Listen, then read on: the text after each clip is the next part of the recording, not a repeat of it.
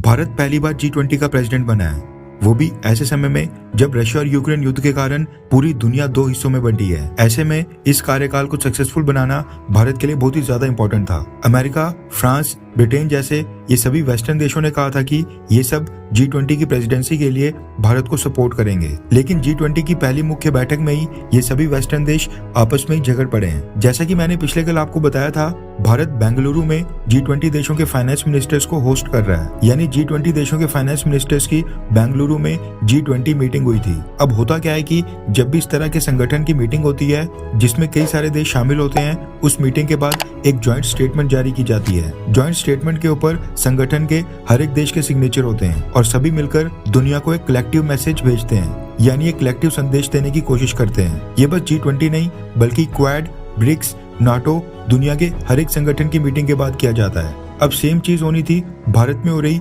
G20 की meeting के बाद भी। G20 के सभी देशों को एक ज्वाइंट कम्युनिके दुनिया के बाकी देशों को प्रेजेंट करना था, लेकिन G20 के फाइनेंस मिनिस्टर्स की मीटिंग में प्रेजेंट सभी वेस्टर्न देशों के डेलीगेट्स रशिया यूक्रेन युद्ध के ऊपर ही आपस में अड़ गए। भारत ने मीटिंग से पहले ही सभी G20 के देशों को कहा था कि G20 की मीटिंग में जो उनके फाइनेंस मिनिस्टर्स स्पीच देंगे उसमें रशिया यूक्रेन युद्ध को अवॉइड किया जाए और वर्ल्ड इकोनॉमी को प्रमोट करने के लिए एक कंस्ट्रक्टिव डायलॉग किया जाए। लेकिन जैसा सोचा था वैसा हुआ नहीं। रेफरेंस के लिए आपकी स्क्रीन के ऊपर हिंदुस्तान टाइम्स के आर्टिकल का स्क्रीनशॉट है, जिसके मुताबिक G20 देशों के फाइनेंस मिनिस्टर्स की मीटिंग बिना ज्वाइंट कम्युनिके के ही पिछले कल खत्म हो गई है। दरअसल G20 के सभी देशों की सहमति से ज्वाइंट कम्युनिके का एक ड्राफ्ट तैयार किया गया था। भारत वैसे इस पूरे मसले में न्यूट्रल अप्रोच अपना रहा है, लेकिन अमेरिका, फ्रांस, कनाडा, स्पेन जैसे ये सभी वेस्टर्न देश इस बात के ऊपर अड़ गए कि किसी भी हाल में ज्वाइंट स्टेटमेंट में रशिया यूक्रेन युद्ध को कंडेम किया जाए। पहले तो इन सब ने रशिया के रिप्रेजेंटेटिव्स को यूक्रेन युद्ध के लिए काफी बुरा भला सुनाया और फिर ये ज्वाइंट कम्युनिके वाली डिमांड भी रख दी।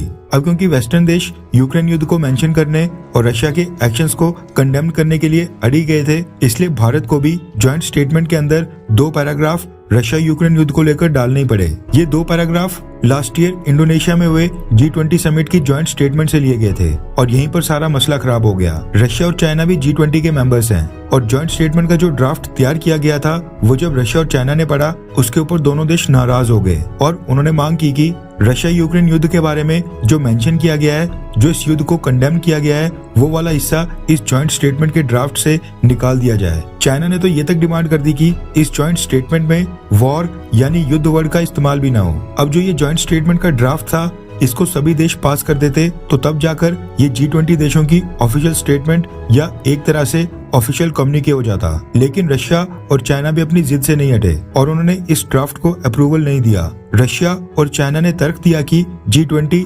इकोनॉमी और फाइनेंशियल इश्यूज को डिस्कस करने के लिए खड़ा किया गया संगठन है और इसका इस्तेमाल जियोपॉलिटिकल इश्यूज के लिए बिल्कुल नहीं किया जाना चाहिए। बाकी 17 वेस्टर्न देश भी अपनी मांग से नहीं हटे और उन्होंने कहा कि रशिया यूक्रेन युद्ध के कारण ग्लोबल इकोनॉमी के ऊपर काफी बुरा असर पड़ा है, इसलिए ज्वाइंट स्टेटमेंट में इस युद्ध को किसी भी हाल में मेंशन किया जाए और ये 17 वर्सेस 2 वाला सिनेरियो बन गया। बीच में भारत दोनों तरफ देखता रह गया। इस तरह से जो G20 देशों के फाइनेंस मिनिस्टर्स और सेंट्रल बैंक गवर्नर्स की भारत में पहली मीटिंग थी, वो बिना किसी ज्वाइंट स्टेटमेंट के ही पूरी हो गई और भारत को एक चेयर समरी के साथ ये मीटिंग खत्म करनी पड़ी। चेयर समरी में भी भारत ने रशिया और चाइना के पक्ष को भी रखा और बाकी वेस्टर्न देश जो रशिया यूक्रेन युद्ध की निंदा कर रहे थे उसको भी मेंशन किया। साथ में भारत ने न्यूक्लियर वेपन्स को इस्तेमाल ना करने की भी सलाह दी।